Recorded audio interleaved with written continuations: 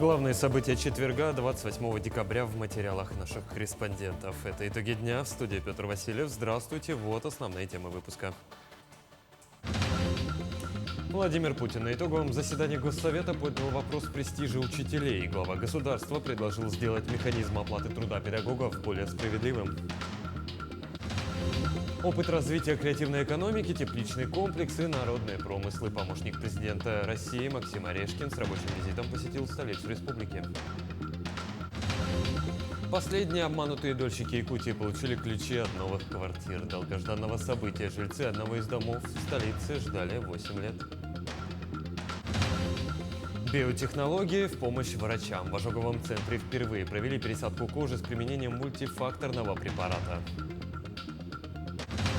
Смесь хапсагая и смешанных единоборств. В Якутске прошел третий по счету турнир по миксфайту.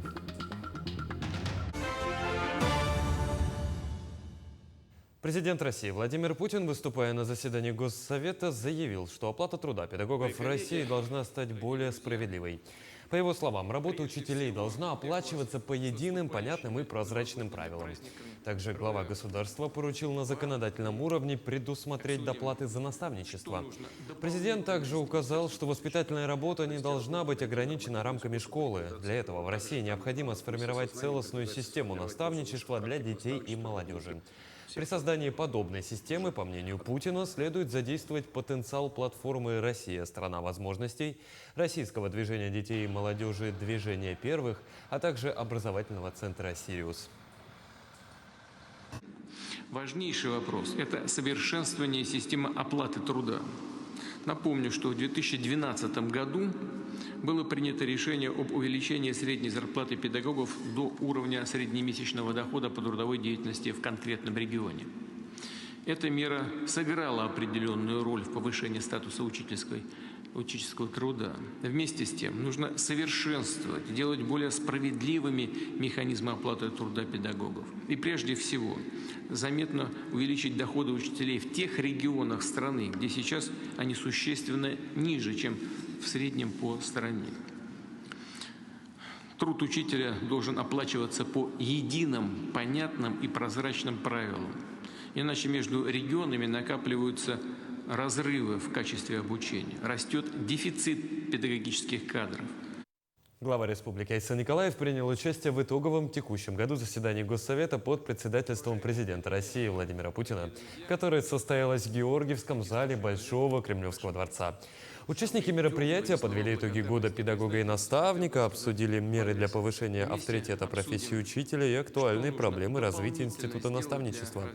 По словам Айсена Николаева, в республике за последние годы завершили капитальный ремонт 57 школ в 26 муниципальных районах, а также в Якутске.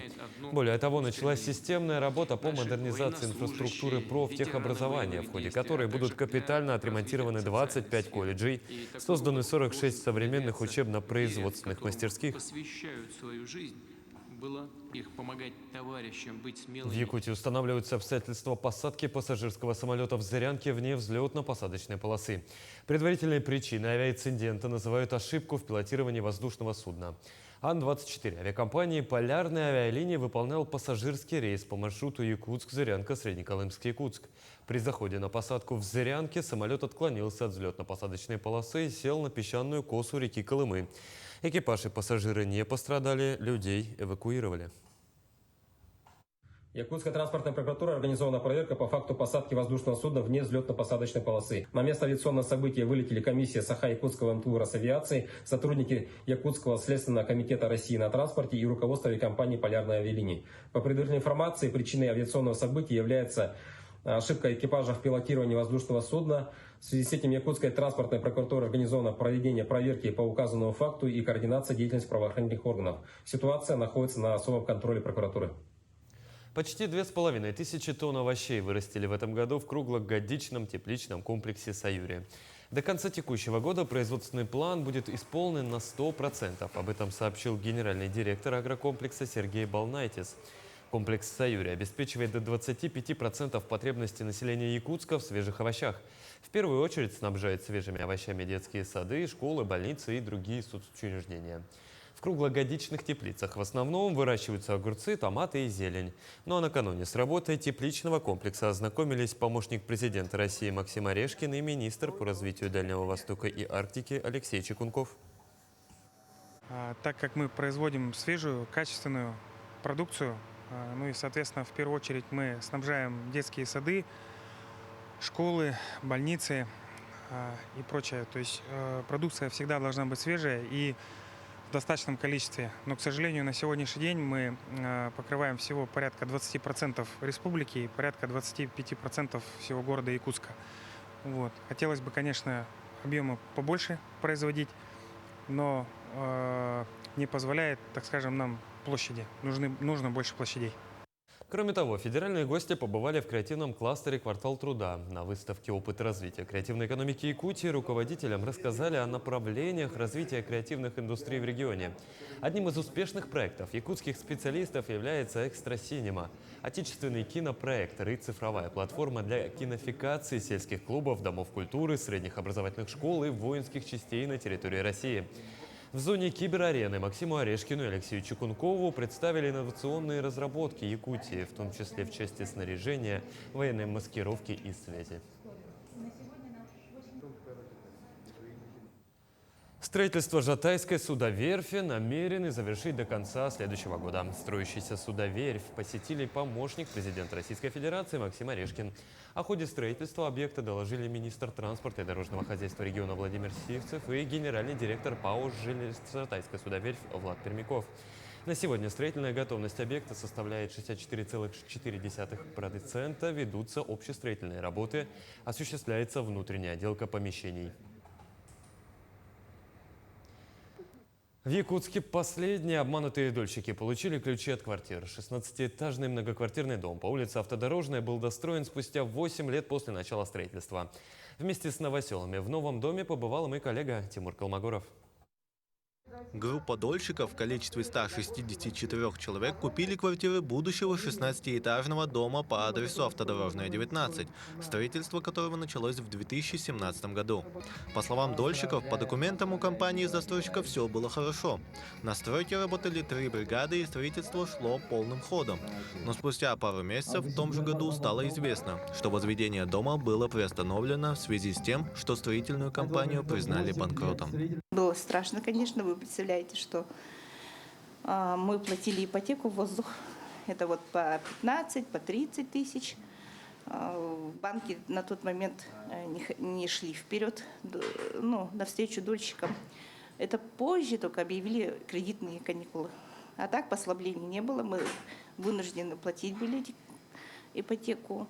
Ну и вы представьте, да, остаться без жилья. Вот что люди чувствовали. После подробных экспертиз проблемный дом был включен в программу публично-правовой компании Фонда развития территорий и передан на достройку Республиканскому фонду защиты прав дольщиков, созданный правительством Якутии. В 2016 году мы дали уже документы, и в 2020 году, в декабре, мы должны получить ключи, но не получилось, и вот в этом году только построили. До конца довели дело. Такую большую работу провели.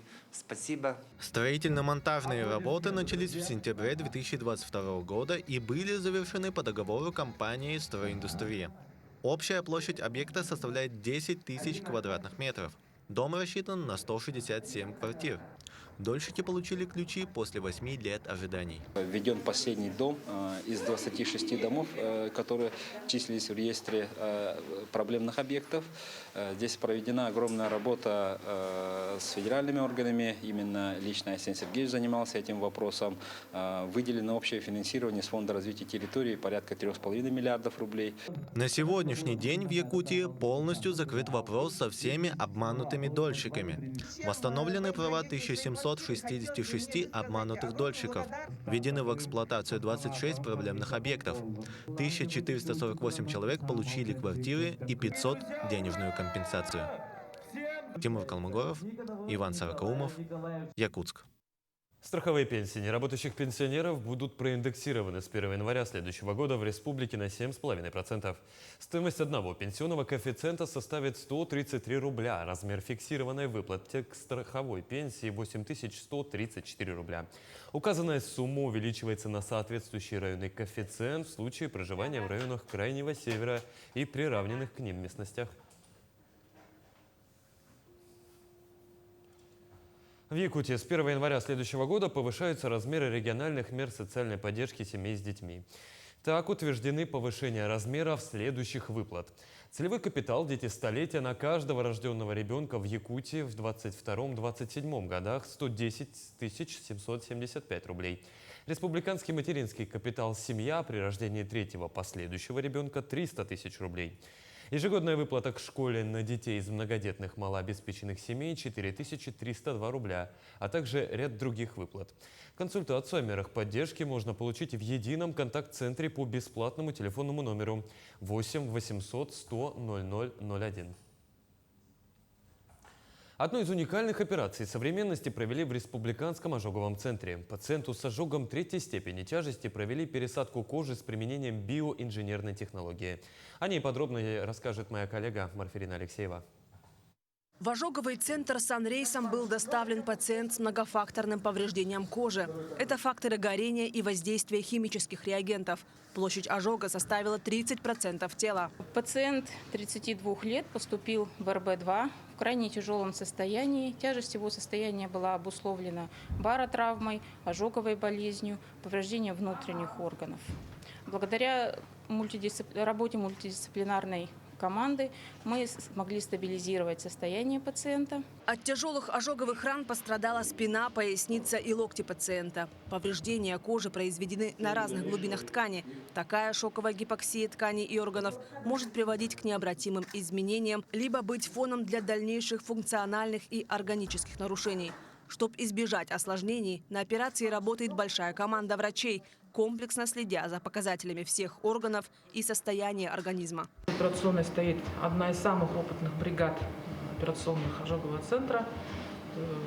Главный оператор Евгений Александрович Петров, врач-хирург, заведующий детским отделением, пластический хирург и Стручков Николай Гаврилович и врач-анестезиолог Коваль Александр Степанович. Пострадавшему провели аутодермопластику с применением аминокислот для стопроцентной приживляемости кожи и эстетического косметического эффекта. Говоря по-простому, при пересадке кожи под приживляемую ткань будет налаживаться биологический продукт, который и произведет благоприятные условия заживления ран. Сначала создается донорская ложа раствором анестетика, методом ползучего инфильтрата Вишневского, потом производится забор аутотрансплантантов. Вот это вот так выглядит.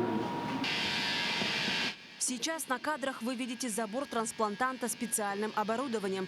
Это дерматом фирмы «Зиммер». С помощью него собирают кожу толщиной 0,3 мм. В нашем случае сбор ведется с бедер и икр. Забирается вот такой кожный аутотрансплант. Получается, что мы пошли дальше, чем клеточные технологии. Все-таки клеточные технологии, как я считаю, они длительные по применению. Если выделять свои собственные клетки, это время достаточно много проходит. Это очень сложно и опасно для самого пациента, когда он находится в тяжелом состоянии. Использование продуктов мультифакторных, факторов роста, чем хорошо. Во-первых, это сигнальные аминокислоты, которые не могут дифференцироваться в опасные какие-нибудь клетки. Я говорю о онкологических клетках. Это аминокислота, которая заставляет клетку работать правильно, как дирижер. Биоинженерный и биологический продукт аминокислот был доставлен из Московского медицинского учреждения, который базируется в Институте гематологии имени Дмитрия Рогачева. Подобная операция будет проведена в 2 этапа. Высокотехнологичный продукт обеспечит быстрое заживление и сократит время реабилитации. Марфирина Алексеева, Павел Пахомов, Якутск. Первому на Дальнем Востоке парку высоких технологий исполняется 5 лет. Сегодня состоялось торжественное мероприятие, посвященное 5-летию IT-парка и подведению итогов года технопарка «Якутия». В мероприятии приняли участие резиденты, партнеры технопарка и представители отраслевых институтов государственной власти. АТ-парк за этот период стал центром развития и играет важную роль в укреплении региональной инновационной экосистемы. В стенах АТ-парка создаются проекты, которые направлены на конкретные прикладные задачи общества, а также проводятся масштабные отраслевые мероприятия и развивается IT-сообщество нашей республики. Этот год выдался интересным, он очень быстро пролетел, но тем не менее мы успели, конечно, провести большое количество наших плановых мероприятий, крупных событий. Наши резиденты также развивают свои проекты.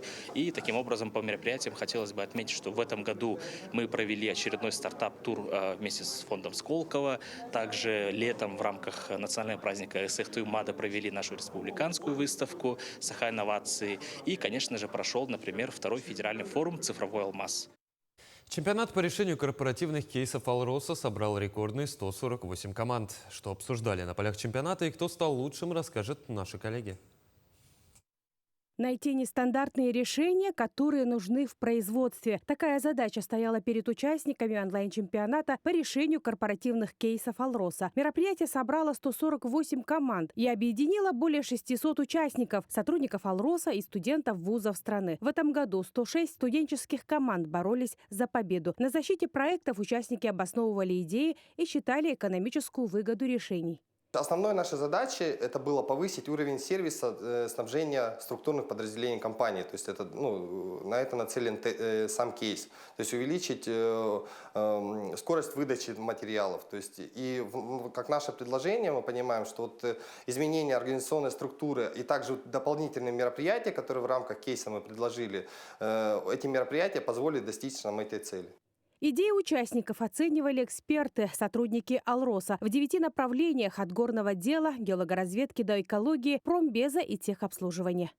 Самое главное, что дает участие в данном мероприятии, это именно опыт решения производственных задач. Студенты попадают, скажем так, в кадровый потенциал нашей компании, то есть они могут устроиться на работу либо на практику. Для молодых специалистов это, как я уже говорил, также опыт. Ну и еще дополнительно за участие в данном чемпионате начисляются баллы в рейтинге молодых специалистов «Алроса Форс». По итогам оценки экспертной комиссии названы победители по всем направлениям. Лучшие идеи чемпионата, возможно, внедрят в производственный цикл. 4 января в Театре оперы и балета состоится торжественное вручение национальной музыкальной премии «Урдел». Организатором этого проекта является национальная вещательная компания «Саха». И в этот день компания в 10-й раз наградит желанными статуэтками самых ярких и талантливых исполнителей якутской эстрады. На протяжении 3 месяцев любители якутской песни активно голосовали и наблюдали за своими фаворитами. Напомню, что лучших выбирают радиослушатели и телезрители компании путем голосования в телеграм-канале. И по итогам уходящего года приняли участие всего 48 певцов. Из них в финальный этап вышли 24 человека. Сейчас все участники очень сильно готовятся, каждый волнуется, каждый, наверное, уже смотрит, как он будет со стороны смотреться, на сцене смотреться. Вот. И 4 января, дорогих наших зрителей, телезрителей, приглашаем на наш концерт, потому что это будет фееричное шоу. Я уверена, что каждый артист хочет себя очень круто показать, и поэтому готовится, чтобы удивить своих зрителей. Смесь хапсагая и смешанных единоборств. В Якутске прошел 3-й по счету турнир по микс-файту. Медали соревнований оспорили 68 спортсменов из 7 районов, которые вели поединки, совмещая элементы якутской борьбы и ММА. Подробности в следующем материале. Поединок в микс-файте проходит в один раунд в течение 5 минут. Согласно правилам, победу можно одержать, заставив соперника коснуться ковра любой частью тела, кроме стоп или же техническим нокаутом. Разрешаются удары руками, ногами и коленями. Выявление сильнейших велось в 10 весовых категориях. Уровень подготовки в этом году также очень хороший. Тут ребята участвуют из наших спортивно-патриотического клуба «Уранкай». 2 чемпиона мира участвуют 2019 года. А также есть много мастеров спорта по боксу, по вольной борьбе, по борьбе хапсагай. Так что состав тут очень сильный. Спортивный микс-файт развивается в республике 5-й год. Исходя от мнений спортсменов и экспертов, в целях увеличения зрелищности в правила вносятся изменения. Так, в нынешнем турнире разрешили удары ногой и бэкфист, удар рукой с разворота.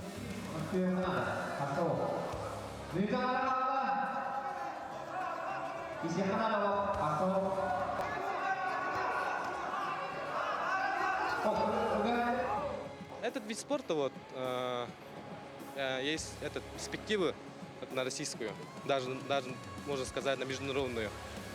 Если поработать хорошенько, очень интересный вид спорта. Я думаю, все спортсмены заинтересуются этим видом спорта. Надо дальше работать. Традиционные соревнования проводятся 2 раза в год. Летом, в День солнцестояния, и зимой, накануне Нового года. Соревнования в этом году проводились в поддержку участников специальной военной операции. Хорошее соревнование идет, нормально все. Радостно то, что делится с нами, ветеранами специальной военной операции. Я приехал здесь со своим инструктором, Игорь майор, он калмык. Экзотический вид спорта планируют развивать и дальше. Так, в планах у представителей Федерации спортивного миксфайта увеличение количества проводимых турниров и расширение географии участников. Александр Сыромятников, Даяна Федорова, Семен Семенов, Якутск. В Томмоте прошло чествование лучших спортсменов, отличившихся любителей физической активности наградили в рамках бала чемпионов. В число лауреатов вошли победители и призеры городских, республиканских и всероссийских соревнований. Награждение прошло в ряде номинаций. Отмечу, что бал чемпионов проводился во 2-й раз. Жители Томмота регулярно участвуют на республиканских и российских стартах в составах сборных Алданского района и республики. В этом году я очень постарался.